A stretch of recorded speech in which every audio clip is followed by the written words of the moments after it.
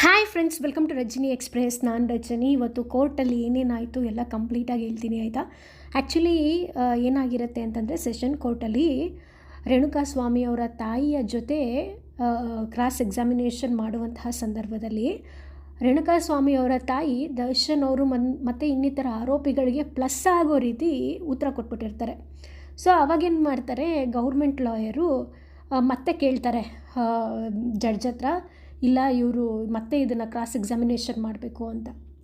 ಆವಾಗ ಜಡ್ಜ್ ಹೇಳ್ತಾರೆ ಇಲ್ಲ ಇಲ್ಲ ಅಂತೇಳಿ ಅವ್ರಿಗೆ ಅವಕಾಶ ಕೊಡಲ್ಲ. ಅದಕ್ಕೆ ಇವರೇನು ಮಾಡ್ತಾರೆ, ಹೈಕೋರ್ಟ್ಗೆ ಹೋಗ್ಬಿಟ್ಟು ಹಾಕ್ತಾರೆ, ನಾವು ಕ್ರಾಸ್ ಎಕ್ಸಾಮಿನೇಷನ್ ಮಾಡಬೇಕು ಅಂತ ಹೇಳ್ಬಿಟ್ಟು ಅವ್ರ ತಾಯಿ ಜೊತೆ ಅಂತ.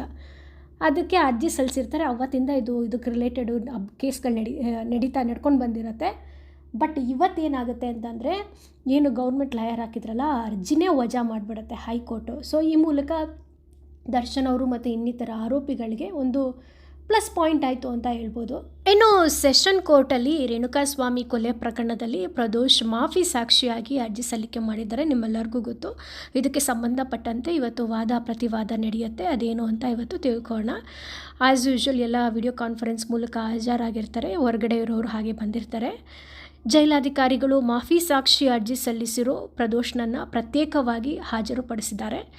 ಜಡ್ಜ್ ಅವರು ಮಾಫಿ ಸಾಕ್ಷಿ ಸಂಬಂಧ ಮತ್ತೊಮ್ಮೆ ಪ್ರದೋಷ್ ಅವರಿಂದ ಒಂದು ಕ್ಲಾರಿಫಿಕೇಷನ್ನ ಪಡ್ಕೊತಾರೆ. ನೀವು ಎಲ್ಲ ಓದಿ ಸೈನ್ ಹಾಕಿದ್ದೀರಾ ಅಂತ ಜಡ್ಜು ಪ್ರದೋಷ್ ಅವ್ರಿಗೆ ಕೇಳ್ತಾರೆ. ಹೌದು ಸ್ವಾಮಿ, ಎಲ್ಲವನ್ನು ಓದಿ ಸೈನ್ ಮಾಡಿದ್ದೀನಿ ನಾನು ಅಂತ ಅವ್ರು ಹೇಳ್ತಾರೆ.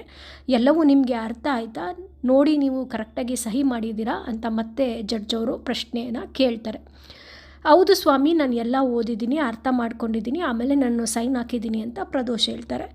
ಮಾಫಿ ಸಾಕ್ಷಿ ಅರ್ಜಿ ಹಾಕಿದ್ದ ಬಗ್ಗೆ ಜಡ್ಜ್ ಪ್ರದೋಷ್ನಿಂದ ಕನ್ಫರ್ಮೇಷನ್ನ ದಾಖಲು ಮಾಡ್ಕೊತಾರೆ. ಇದೇ ಕೇಸಲ್ಲಿ A10 ಆರೋಪಿ ವಿನಯ್ ಅವರು ಕೂಡ ಮಾಫಿ ಸಾಕ್ಷಿಗೆ ಅರ್ಜಿ ಹಾಕಿರ್ತಾರೆ.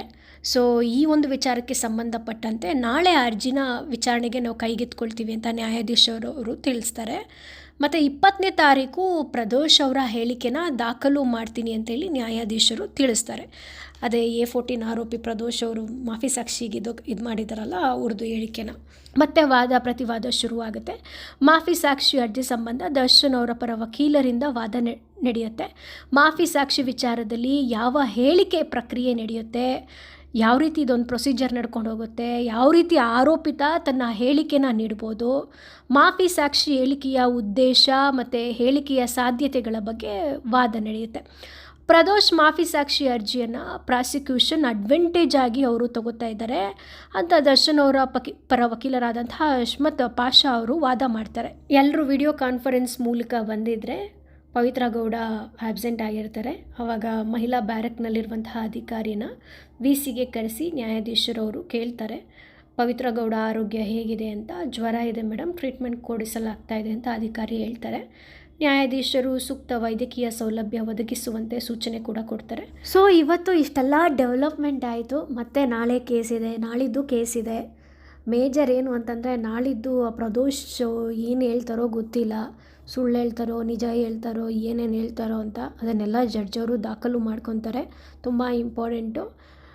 ಎನಿವೇ, ಇದಾಯಿತು ಈ ಕ್ಷಣದ ಅಪ್ಡೇಟ್ಸ್. ಈ ಬಗ್ಗೆ ನಿಮಗೇನು ಅನಿಸ್ತು ಕಮೆಂಟ್ ಬಾಕ್ಸಲ್ಲಿ ಕಮೆಂಟ್ ಮಾಡಿ, ಆಯಿತಾ. ಧನ್ಯವಾದಗಳು.